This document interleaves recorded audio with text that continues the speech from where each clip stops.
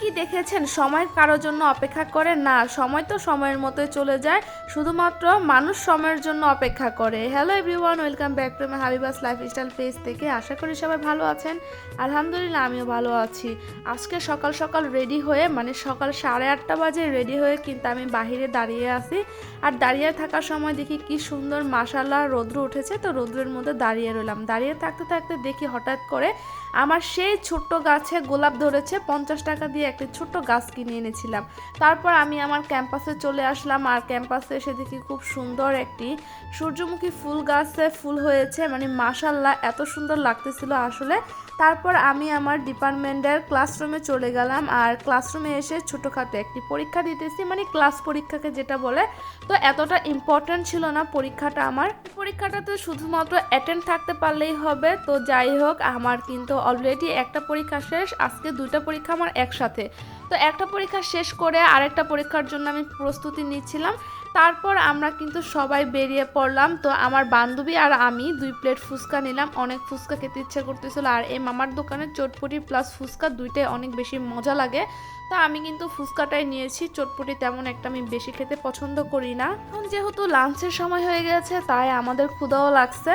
তাই সবাই চিন্তা করলাম যে চল আজকে সুপার মার্কেট বাম্বেল বিতে চলে যায়। আর বাম্বেল বিটা কিন্তু মূলত ফুচকার জন্য বেস্ট। তারপরও চিন্তা করলাম যে চলো সবাই কিছু ভারী খাবার খেয়ে আসি। তো আমরা আবার সবসময় একটা কাজ করি যে কোনো রেস্টুরেন্টে হোক না কেন, সব জায়গায় খাবার খেয়ে টেস্ট করি কোনটা খাবার কোনটার ভালো, বা এক এক রেস্টুরেন্টের খাবার তো এক এক ধরনের টেস্ট হয়। তো আমরা সবটাই ট্রাই করতে থাকি।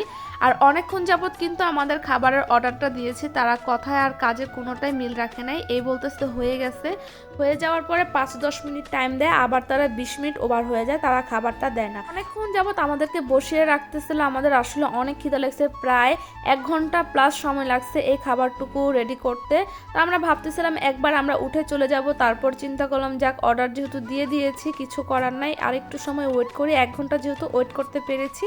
তারপর আমাদের এখানে হচ্ছে একটা চিকেন দিল, ফ্রাইড রাইস দিল, শসা দিল। তো ফ্রাইড রাইসটা আসলে এত পরিমাণ বাজে ছিল, খাওয়ার টেস্টটা আসলে আমি আপনাদের বলে বুঝাতে পারবো না। তাদের খাবারটা এত জঘন্য ছিল, বিশ্বাস করেন আমি এই ধরনের খাবার আর কোনো দিনও আমার লাইফে আমি খাই নাই। তো যাই হোক, বলেছিলাম খাবো না, তারপর চিন্তা করলাম টাকা দিয়ে খাবার কিনছি, ফেলে তো আর দেওয়া যায় না সম্পূর্ণটা। তো অল্প কিছু খেয়ে কিন্তু আমরা পরবর্তীতে আর খাবারগুলো খেতে পারি না। তো যাই হোক, আসলে খাবারের টেস্টটা যে এত পরিমাণ খারাপ ছিল, প্রত্যেকটা মানুষ এত আশা নিয়ে হচ্ছে খাবারগুলো অর্ডার দিয়েছিলাম, একজনও ঠিকঠাক মতো খেতে পারে না, জাস্ট চিকেনটা কোনো রকম একটু খেতে পেরেছি। তো যাই হোক, আজকের ভিডিওটি এ পর্যন্ত। সবাই ভালো থাকবেন, আল্লাহ হাফেজ।